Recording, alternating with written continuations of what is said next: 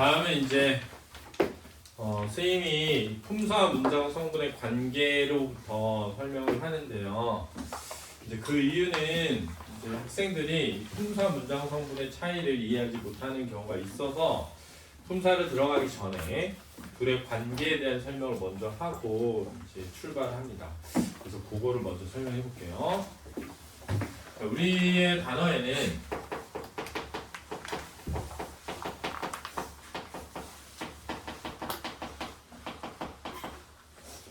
형태가 변화하는 단어가 있어요. 이거를 가변어라고 합니다. 가변어라고 하는데 이 형태가 변화하는 가변어는 끝에 다로 끝날 수 있어요. 끝나는 형태로 항상 나타나는 게 아니라 예를 들면 가는 이라는 단어가 있다는 거예요. 다로 안 끝났지만 가다로 끝날 수 있죠. 그죠? 그러니까 끝에가 다로 끝날 수 있는 형태가 변하는 단어들이 있는데 이 단어를 뭐라고 하냐면 우리가 용언이라고 하는 거예요. 그렇죠? 용언이라고 하는 거예요. 근데 이 용언은 기본적으로 문장에 가면 문장에서 무슨 어 기능을 하죠? 서술어 기능을 하는 겁니다. 그렇죠? 문장에서. 이걸 이제 우리가 문장 성분이라고 하죠. 그렇죠? 그렇죠? 그 다음에 우리말에는 이렇게 형태가 변하지 않는 단어들이 있는데요. 형태가 변하지 않는 단어들 중에 뒤에 뭔가가 붙어서 그렇죠? 다양한 기능을 할 수 있도록 하게 하는 단어들이 있습니다. 얘를 뭐라고 하냐면 체언이라고 하고요. 이 뒤에 붙어 있는 애를 관계언이라고 하는 겁니다. 그렇죠? 그러면은 이 체언이나 관계언은 주로 무슨 문장 성분의 기능을 하냐면 주어나 목적어나 보어의 기능을 하는 거예요. 그렇죠? 왠지 우리가 아직 배우진 않았지만 나중에 다 배우게 될 거예요. 그림을 이해해야 되기 때문에 먼저 설명하는 겁니다.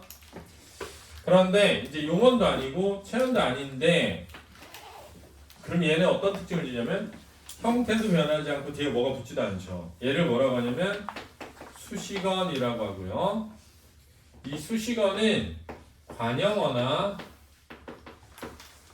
부사어가 되는 겁니다. 그렇죠? 관형어나 부사어가 되는 거예요. 그 다음에 마지막으로 용언도 아니고 체언도 아니고 수식어도 아닌데 단어들이 있어요. 걔를 뭐라고 하죠? 독립언이라고 하는 겁니다. 얘네를 독립언이라고 해요. 근데 얘는 무슨 기능을 하니? 그럼 문장에서 독립어 기능을 하는 거예요. 요 그림을 잘 이해해줘야 돼요. 요 그림은 이해됐죠? 그런데 여기서 한 가지 더 이해해야 되는 게 있습니다. 뭐냐면 만약에 가다라는 말이 있다고 해볼게요. 그런데 가다라는 말은 가는 이렇게 바뀔 수 있죠. 또는 가게 이렇게 바꿀 수도 있죠. 그렇죠? 예를 들면 내가 뭐 가는 사람 이럴 수 있죠. 그죠? 먹게 두었다 이렇게 할 수 있죠. 그죠? 죽도록 때렸다 이렇게 할 수 있죠. 그러니까 뒤에가 변할 수 있다는 거예요. 이런 식으로 변할 수 있기 때문에 용어는 서술어의 기능을 하지만 동시에 서술어의 기능을 하면서 저 뒤에 붙어서 관형어나 부서의 기능을 할 수도 있다는 거예요.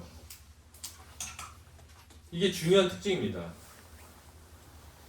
그렇죠? 근데 뒤에 감이라고 명사형 전사어미를 붙일 수도 있어요. 그가 감을 몰랐다 이렇게. 그러면 명사형 전사어미가 붙으면 용어는 체언처럼 쓸 수도 있습니다. 그러면 주어, 목적어, 보어로도 쓸 수 있는 거죠. 이해됐죠? 자, 여기를 잘 이해해야 돼요. 그러니까 용어는 서술어의 기능을 하면서 동시에 관형어나 부사어의 기능을 할 수도 있고 또 용어는 체언처럼 바꿔서 쓸 수도 있기 때문에 주어나 목적어, 보어의 기능을 할 수도 있다는 거예요. 또 이 뒤에 붙는 관계어에 이다라는 서술격 조사가 붙으면 이다는 끝에가 뭘로 끝나죠? 다로 끝나죠. 그죠? 그렇지 않습니까? 그러면 체언이 서술어의 기능도 할 수 있다는 거예요. 사람이다 이렇게. 알았죠? 또 그 뒤에 사람의 또는 사람에게 라는 게 붙으면 수식어의 기능을 할 수도 있다는 거죠. 관형어나 부사어의 기능은. 그 다음 뒤에 누구야 이러면 독립어의 기능도 할 수 있다는 거예요.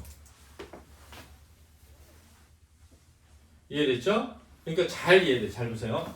용어는 서술어의 기능을 하면서 다른 기능을 할 수도 있는 거예요. 알았죠? 체어는 그냥 다 할 수 있는 겁니다. 알았죠? 그럼 수식어는 수식의 기능만 하는 거예요. 독립어는 독립의 기능만 하는 거예요. 그러니까 여기서 뭘 이해해야 되냐면 왜 용언이 뒤에가 형태가 변할 것이냐. 형태가 변하는 이유. 이 형태의 변화를 통해 다양한 문법적인 기능을 할 수 있게 되었다는 거죠. 그럼 체어는 형태가 변하지 않지 않습니까? 근데 체어는 형태가 변하지 않는데 다양한 문법적 기능을 할 수 있는 이유는 체어 뒤에 붙는 뭐가? 이 관계어이 변화하면서 다양한 문법적 기능을 할 수 있게 되었다는 거죠. 이해됐죠? 그래서 영어에서는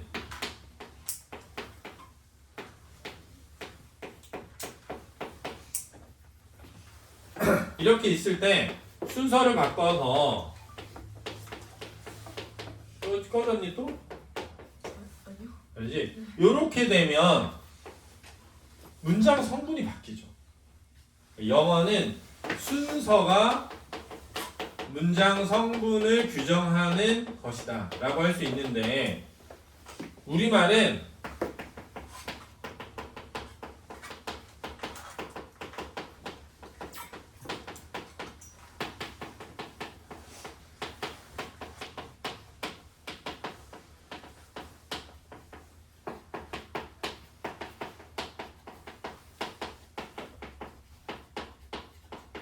잘 보면 뒤에 붙어있는 말이 변화하지 않으면 문장 성분이 변화하지 않습니다. 그래서 이 체형 뒤에 붙어있는 이 형태가 문장 성분의 기능을 하는 거고요. 그 다음 요번에 뒤에 붙어있는 없다 라는 형태와 는다 라는 형태가 바뀌면 이 뒤의 형태가 그죠? 시제라고 하는 문법적인 기능을 한다는 것을 알 수 있죠. 따라서 우리말은 이 뒤에 붙어있는 이 형태가 정말 중요한 문법입니다. 그렇죠? 그래서 우리말은 형태가 순서보다 더 우선하는 문법이고 따라서 이 형태의 요소인 형태소를 잘 이해해 둬야 되는 겁니다. 그렇죠? 특히 문법적 기능을 나타내는 형식 형태소라는 게 있고요. 의미를 지니는 실질 형태소라는 게 있습니다. 물론 형식 형태소도 의미를 지니고 있어요. 의미가 없는 건 아닙니다. 문법적 의미를 강하게 지니고 있는 겁니다. 그렇죠? 이 형식 형태소에 조사와 어미와 접사가 있기 때문에 이 조사, 어미, 접사를 잘 이해해둬야 되는 겁니다. 그렇죠? 조사를 우리는 세모 표시, 어미를 반달 표시, 접사를 네모 표시를 할 거예요. 자, 그러면은 실질 형태는 뭐냐? 나머지이죠. 이해되는 겁니다. 됐습니까? 자, 그래서 품사와 문장 성분의 관계를 본격적으로 품사 파트를 들어가기 전에 해보았습니다. 자, 수고하셨습니다.